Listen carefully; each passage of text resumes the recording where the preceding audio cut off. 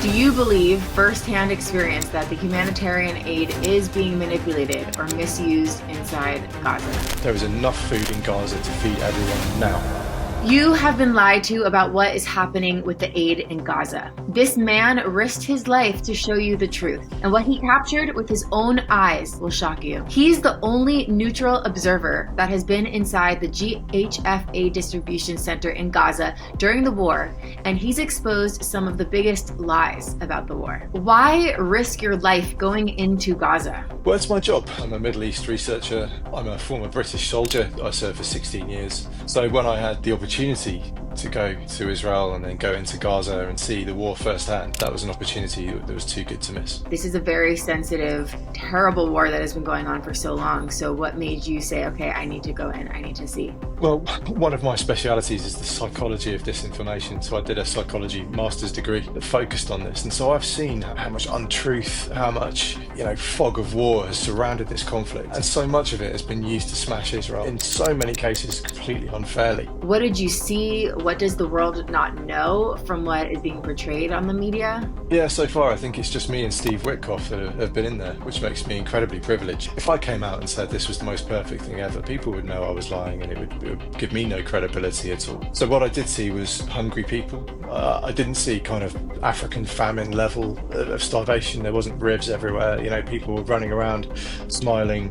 The people were hungry. They descended on these boxes of humanitarian aid, probably thousands of them. It was an incredible scene, like something out of a movie.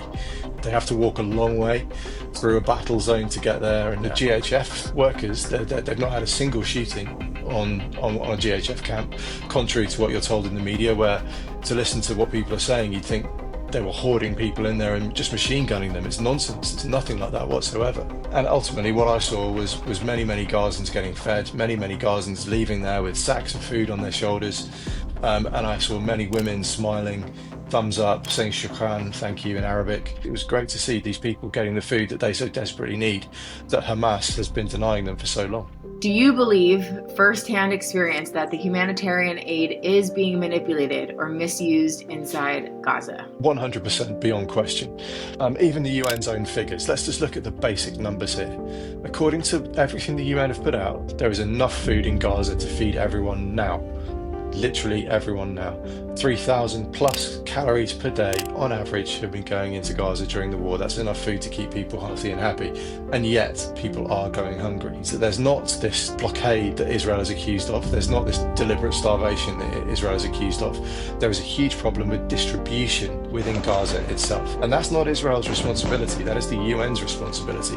Just this week the UN admitted that 85% of their aid deliveries are getting hijacked by militias, be it Hamas or be it one of the other groups. And I think the world really, rather than blaming Israel, needs to take a very long, hard look at the United Nations and ask, why on earth are you now blaming Israel for the hunger that has been caused by your failings on the ground? And it is shameful that the United Nations has avoided this condemnation. You were one of the first to challenge the Gaza Health Ministry's death statistics, and Hamas later deleted over 3,000 names. How did you know something wasn't right? We just looked for trends. We just looked to see if we could find common mistakes being repeated over and over again. Just with the open source intelligence that's available to us, there are bound to be more. I went to Afghanistan 3 times. I've called for those airstrikes myself. And I know that you can't get an immediate battle damage assessment. It's nonsense. And then, of course, we had the Al-Ahli hospital bombing, where straight away Hamas were claiming that 500 people had been killed by Israel striking a hospital. And then just the next day, it came out it was about 50 to 100 killed.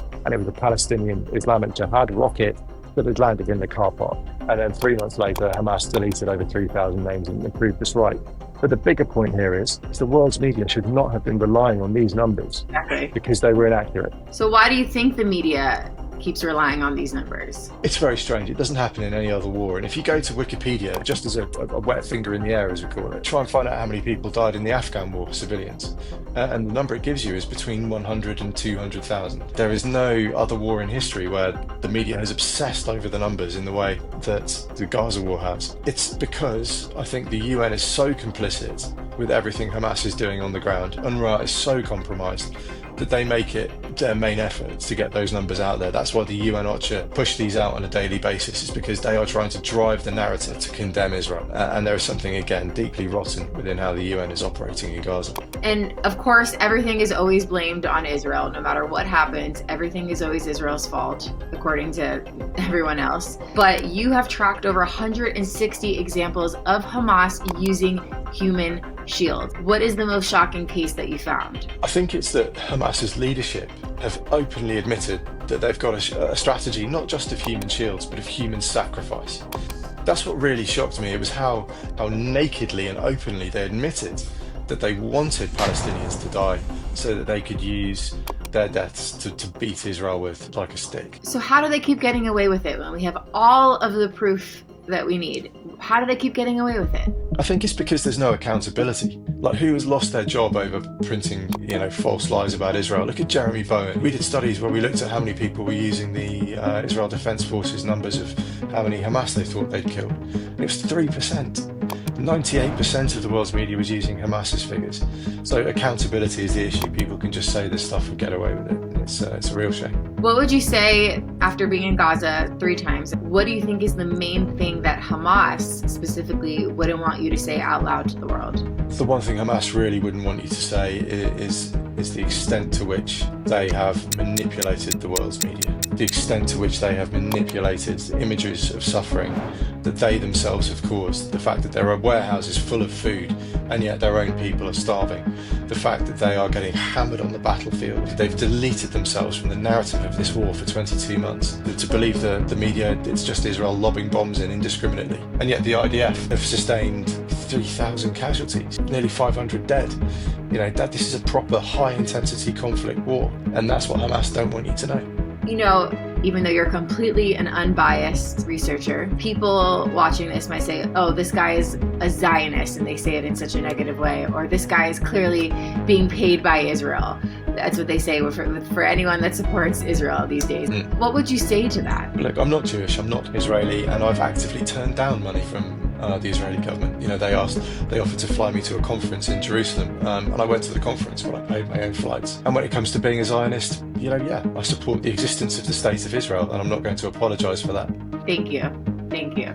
You have seen things in person that most of us never will.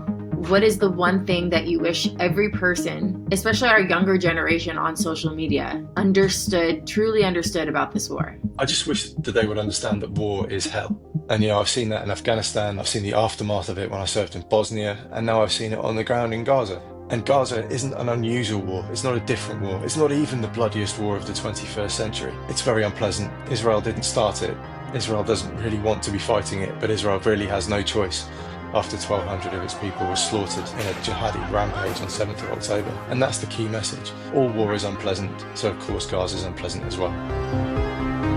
This footage is real. These stories are real. But the silence around it, that is the part that should scare all of you. Once you've seen what he saw, once you hear what he went through, it's impossible to unsee. Free Palestine from Hamas.